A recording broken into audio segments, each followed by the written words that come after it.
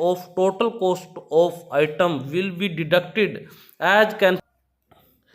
नमस्कार दोस्तों, स्वागत है आप सभी का आपके अपने YouTube चैनल कार नॉलेज के एक नए एपिसोड के अंदर और मैं हूं आपका साथी विजय कुमार। दोस्तों, आज की इस वीडियो के अंदर हम बात करने वाले हैं कैंटीन स्टोर डिपार्टमेंट की। जो हम गाड़ी या टू व्हीलर ऑनलाइन खरीदते हैं तो उसके बाद जब हम चेकआउट करते हैं तो कुछ इंस्ट्रक्शंस दी जाती हैं जिसको हमने कंफर्म करना होता है। अगर वो इन केस हम यानी कि जल्दबाजी में कर देते हैं और फिर हमें उसका बहुत बड़ा नुकसान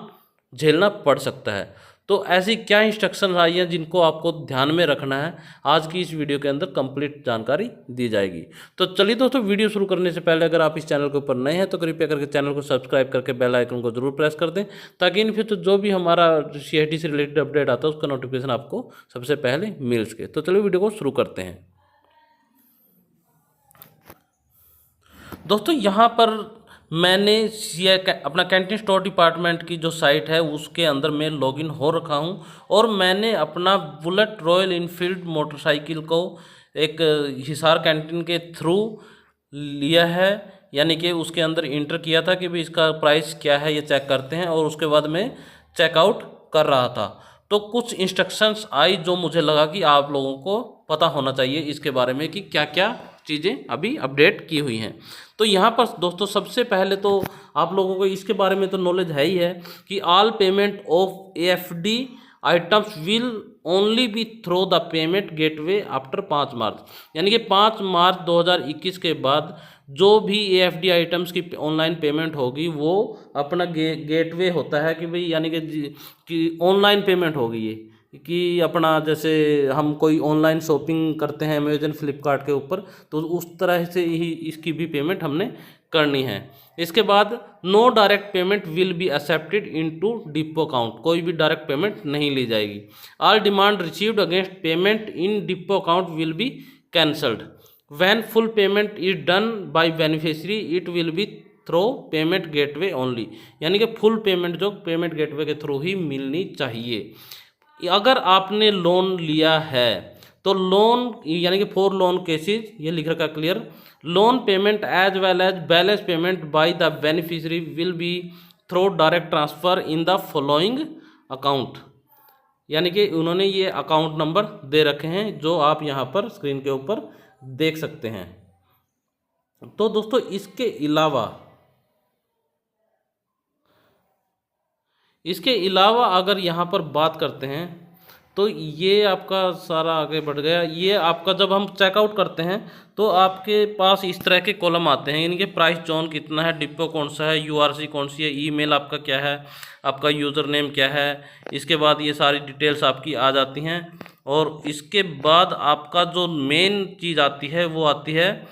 कि भाई आपने ये पहले ख़रीदा है नहीं, जो चीज़ भी आप ख़रीद रहे हैं। इसके बाद रजिस्ट्रेशन आपने कहाँ कराना है वो पूरा का पूरा एड्रेस आपने यहाँ पर भरना है। इसके बाद ये पैन कार्ड की कॉपी आपने अटैच करनी है, इसके साथ अवेलेबिलिटी सर्टिफिकेट, डीलर का प्राइस और discharge book, last pension slip. ये चीज़ करने के बाद दोस्तों आपकी जो डिमांड है वो जनरेट हो जाएगी और इसके बाद आपका जो इंस्ट्रक्शन दिया जाएगा, यानी कि ये आपको सर्टिफाई करना पड़ेगा। I certify that I am eligible for purchase of the item as per eligibility criteria issued by Canteen Service Directorate given in link below। तो यानी कि ये सर्विस क्राइटेरिया कि भाई हाँ मैं ये इसमें लायबल हूँ। ये चीज़ ये नहीं है कि आप गलत रजिस्ट्रेशन करके आप यहाँ पर कुछ ऑनलाइन फ्रॉड हो जाते हैं ना, जैसे उस तरह से नहीं कर सकते। इसके बाद दोस्तों जो सबसे इम्पोर्टेंट चीज़ है वो है ये आगे की जो इंस्ट्रक्शंस दी हुई हैं,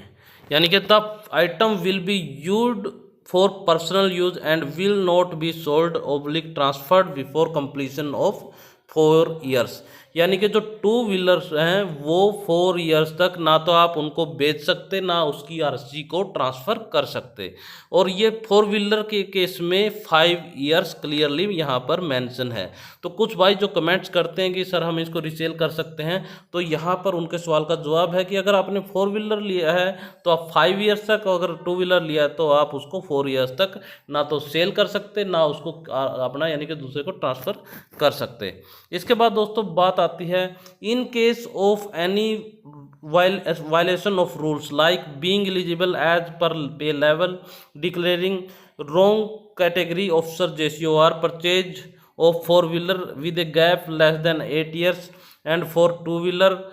item with a gap less than 4 years, I am liable for the following action। कहने का मतलब इसके अंदर जो नेक्स्ट है कि भाई अगर आपने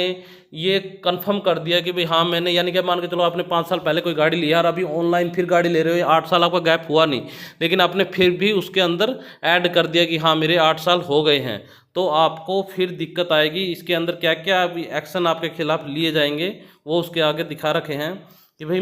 माई डिमांड, ये आप ही सर्टिफाई कर रहे हो कि भाई माई डिमांड विल बी कैंसिल, कि मेरी डिमांड कैंसिल कर दी जाएगी। उसके बाद all my canteen smart card will be blocked for 3 years, मेरा कैंटीन कार्ड जो है 3 साल के लिए ब्लॉक कर दिया जाएगा। Refund of money will be given after 90 days, और 90 दिन बाद मेरे जो पैसा है उसका रिफंड मुझे दिया जाएगा। इसके बाद in case of service personal my unit will be inform to initiate disciplinary action, ये आप लोग दोस्तों खुद डिक्लेयर कर रहे हो कि मेरे खिलाफ ये कार्रवाई आप कर सकते हैं अगर मैं कोई भी फ्रॉड इसके अंदर ऑनलाइन करता हूं तो।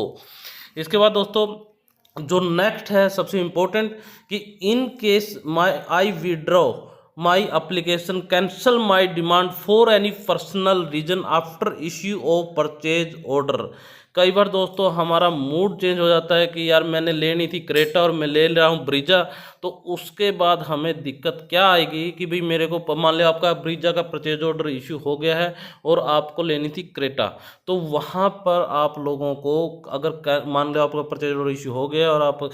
एक्शन कर दिया कैंसिल का कि भाई मेरी एप्लीकेशन मेरी डिमांड जो है कैंसिल कर दो, तो उसका जो चार्ज है 5% of total cost of item will be deducted as cancellation charge, यानी कि 5% दोस्तों आपका जो कैंसिलेशन चार्ज के रूप में आपके अमाउंट में से डिडक्ट कर लिया जाएगा। इसके बाद balance refund amount will be given after 90 days, यानी कि 3 महीने बाद आपका जो अमाउंट है वो आपको रिफंड होगा। इसके बाद दोस्तों नेक्स्ट है जो है I understand that all cashback dispute for online payment method on this portal will not be entertain as the amount get deposited to Consolidated Fund of India CFI. Refund if any will be taken by me separately from depot CSD office and not from issuing bank। इसके बाद दोस्तों यहाँ पर आपको पूरी चीज़ें I accept all the above conditions, कहने का मतलब ये हो गया कि जो मैंने अभी ऊपर पढ़कर सुनाया है वो चीज़ें आप लोगों को पहले कंफर्म होनी चाहिए, कोई भी चीज़ कोई भी ऑर्डर प्लेस करने से पहले, क्योंकि अगर एक बार ऑर्डर प्लेस हो गया आपकी डिमांड जनरेट होगी तो आपको, यानी कि ये नहीं है कि अरे सर मेरे को तो दूसरी गाड़ी लेनी थी या मेरे को दूसरा मोटरसाइकिल लेना था, उसका बहुत बड़ा नुकसान आपको उठाना पड़ सकता है। तो इस चीज़ को थोड़ा सा ध्यान रखिएगा, और यानी कि थोड़ा जल्दबाजी के अंदर यहाँ पर आपको एक्शन नहीं करना है, बिल्कुल सोच समझकर ही आपने कोई भी कदम उठाना है कि आपको बिल्कुल चूज़ करनी है कि हाँ यार मुझे ये मोटरसाइकिल खरीदना है, ये गाड़ी खरीदनी है, या कोई भी चीज़ है वो बिल्कुल सोच समझकर खरीदनी है, ताकि अगर एक बार डिमांड जनरेट हो जाए तो वो चीज़ आप लो, ना कि उसको भी 5% वगैरह चार्ज लगे और आपका ऐसे ही बिना मतलब अमाउंट जो भी आपने भरा है CID के अंदर उसका नुकसान उठाना पड़े। तो यहाँ पर लास्ट में दोस्तों आप एक्सेप्ट कर दोगे इसको, और एक्सेप्ट करने के बाद आप जनरेट डिमांड कर दोगे। जब ये जनरेट हो जाती है तब उसके बाद आप कुछ भी नहीं कर सकते। तो ये इन्फॉर्मेशन दोस्तों मुझे लगा कि मेरी ऑडियंस तक ये इन्फॉर्मेशन पता होनी चाहिए, क्योंकि कई बार हमें नहीं पता होती, कोई किसी दूसरे के थ्रू ये काम करवाते हैं और आगे नेक्स्ट करते चलते हैं, और बाद में डिमांड जब जनरेट होती है उसके बाद हमें बहुत दिक्कत आती है। तो आशा करता हूं दोस्तों कि ये इन्फॉर्मेशन आपको पसंद आई होगी। अगर वीडियो पसंद आई है तो वीडियो को दोस्तों ज़्यादा से ज़्यादा शेयर कीजिए, क्योंकि मैक्सिमम लोगों को इसकी जानकारी बिल्कुल भी नहीं होगी। फिर मिलेंगे एक नई वीडियो के साथ, तब तक के लिए जय हिंद।